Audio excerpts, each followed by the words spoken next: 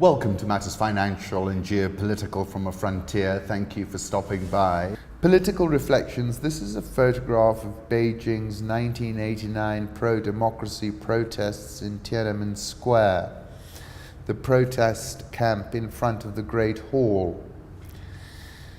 I then saw an interview in TASS with Xi Jinping, worth reading, on rich wrap-ups. He said about the Chinese economy has started well and the main economic indicators have remained within a reasonable range. In the first quarter, GDP grew by 6.4%.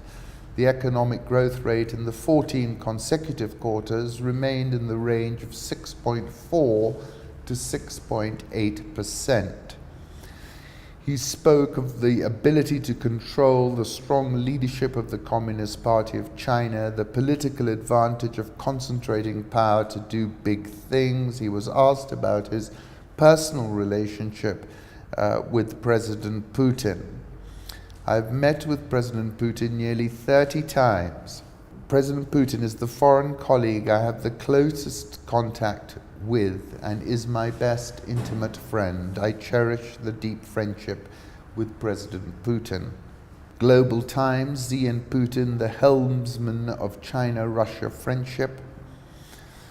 I still think the tariff war is going to go ballistic, as I wrote. This is that stock board asset tariff years comparison.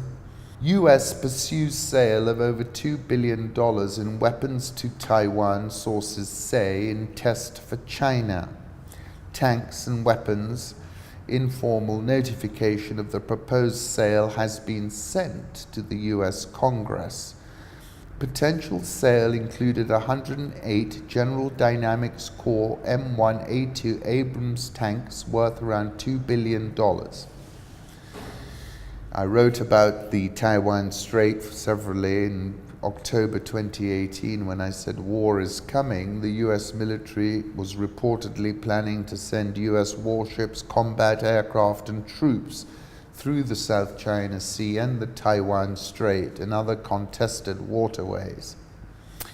China's Defense Minister Wei Fenghe warned the United States at the Shangri-La Dialogue in Singapore last weekend not to meddle in security disputes over Taiwan and the South China Sea. The Guardian has a take which is quite brilliant on Trump's visit to the United Kingdom and starts off by comparing it to Sybil Falty's assessment of her husband Basil's way with guests.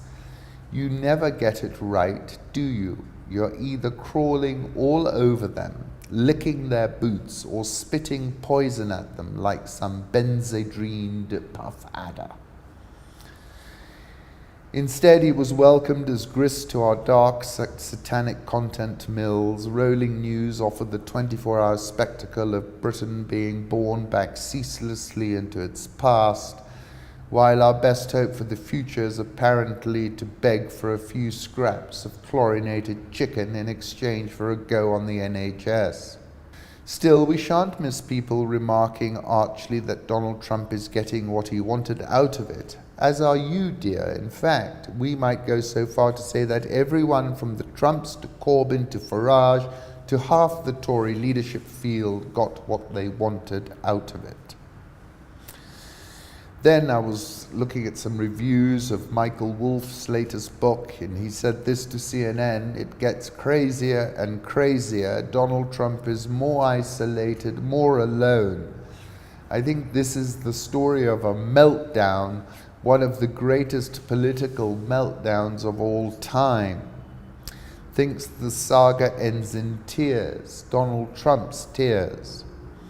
Says Trump calls Kushner a girl. As for his vice president, he's a religious nut. Why does he look at me like that? As for Pence's wife, Karen, she really gives me the creeps, he said. The documents that you've described do not exist. Let us pass. Note the expression documents that you've described. Note the use of the present tense. As an impeached former president said, it depends on what the meaning of the word is. On that score, Wolf quotes a stinging rebuke by Henry Kissinger at a small lunch attended by Rupert Murdoch, among others. The entire foreign policy is based on a single unstable individual's reaction to perceptions of slights or flattery. If someone says something nice about him, they are our friend. If they say something unkind, if they don't kiss the ring, they are our enemy. Speaker Pelosi has told the top Democrat she'd like to see President Trump in prison during a meeting Tuesday night on whether to begin impeachment proceedings. Watch the former head of the WTO, Pascal Lamy, from 2016, predicting the current situation 3 years down the line. Well worth listening to him.